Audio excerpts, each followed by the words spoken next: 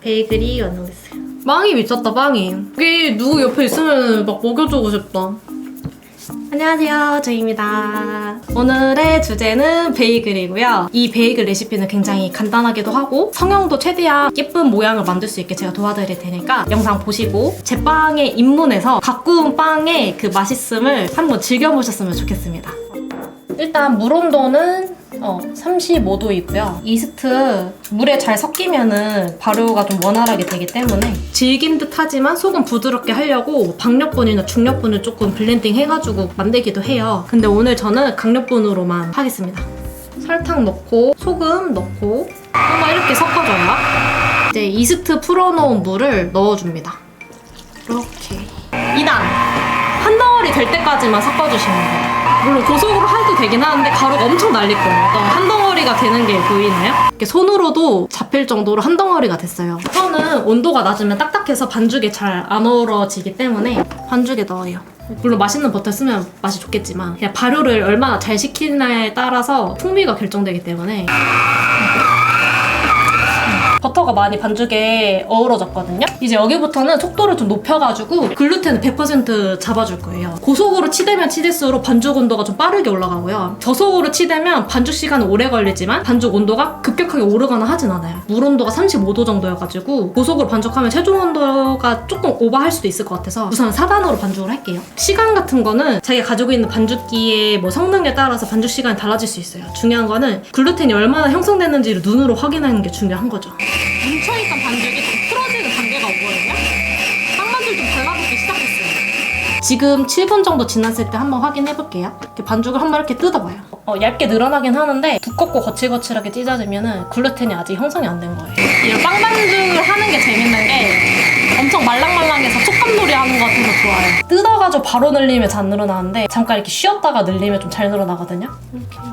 손을 한번 이렇게 대봐요. 지문이 보일 정도로 얇게 늘어나야 돼요. 잘려진 단면이 뾰족뾰족하고 두꺼우면 안 되고 얇으면서 매끈하게 찢어져야 돼요. 표면이 좀 매끈매끈하죠. 이렇게 되면 글루텐이 다 잡힌 거예요. 한 30초 정도만 반죽해서 안정화하고 마무리할게요. 2단으로. 40초간 안정화를 했고요. 기계에서 빵을 꺼내가지고 약간 이렇게 모아주는 느낌으로 반죽 표면을 좀 이렇게 매끈매끈하게 해주세요. 지금 반죽 온도가 27.5도라고 적혀 있어요. 반죽 온도는 잘 맞췄네요, 다행히. 저 그 오븐이 50도가 최저 온도예요. 그래서 50도로 5분 정도 데운 다음에 오븐 끄고 바로 뜨거운 물 넣고 발효시켜요. 뜨거운 물이랑 빵, 부피 한 요 정도까지 찰 때까지 오븐에다 발효하고 올게요. 빵 반죽이 2배 이상 잘 부풀었어요. 양쪽에서 이렇게 뿅 하면은 엄청 깔끔하게 잘 떨어졌죠, 이렇게. 1차 발효가 잘 됐는지 확인하려면 여러분 어떻게 해줘야 돼요? 2배에서 3배 가까이 크게 부풀어야 되고요. 안에 가스가 많아가지고 출렁출렁하게 잘 움직이고 알코올 발효 같은 향기가 나요. 덧가루를 이렇게 살짝 뿌려가지고 중앙에다가 손가락을 꾹 넣어보세요, 이렇게. 여기가 반죽이 옆으로 이렇게 푹 퍼지면은 과발효된 거. 다시 쑥 이렇게 오므라들면은 발효가 아직 덜 된 거. 이렇게 모양이 그대로 유지되면은 발효가 잘 된 거. 거미줄처럼 그물상의 구조가 잘 보이죠? 이렇게 되면은 발효가 잘 된 거예요.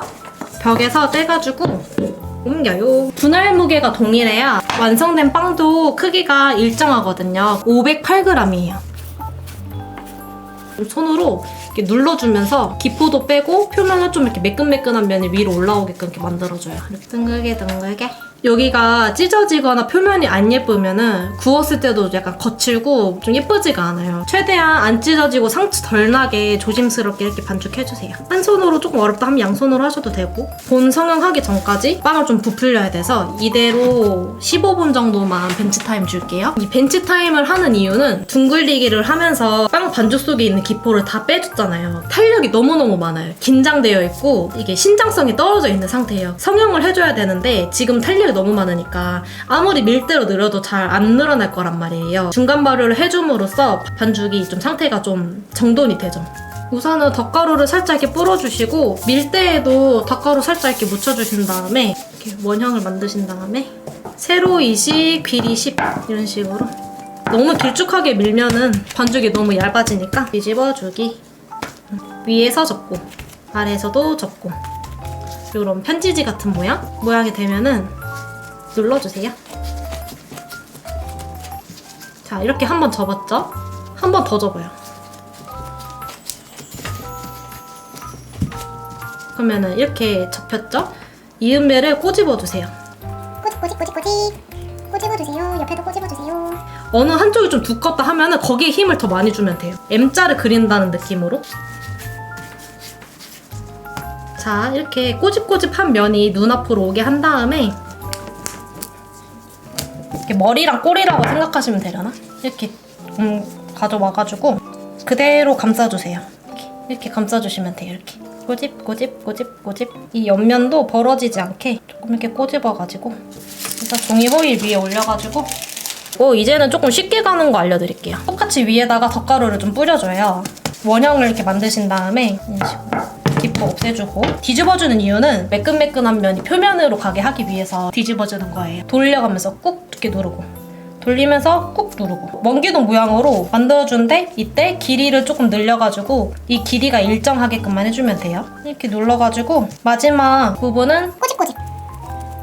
아까처럼 똑같이 원기둥 모양이 됐잖아요. 길이 25cm 정도로 만들어주는 거예요. 이렇게 됐어.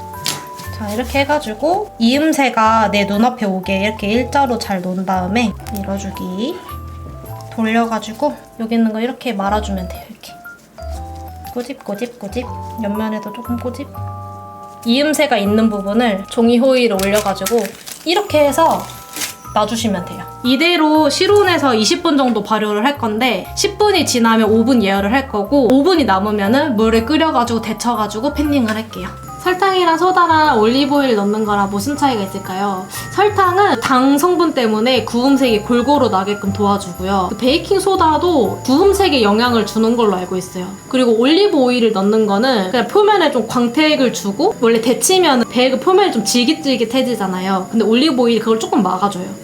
그리고 베이글을 데치실 때 팔팔 끓는 물에 데치면은 굽고 났을 때 크랙이 좀 자글자글하게 잘 생겨요. 또 이게 끓는 물에 오래 데치면은 껍데기가 두껍게 만들어져요. 너무 질긴 것도 안 좋아하거든요. 그래서 짧게 10초, 앞뒤로 10초씩만 데쳐줄게요.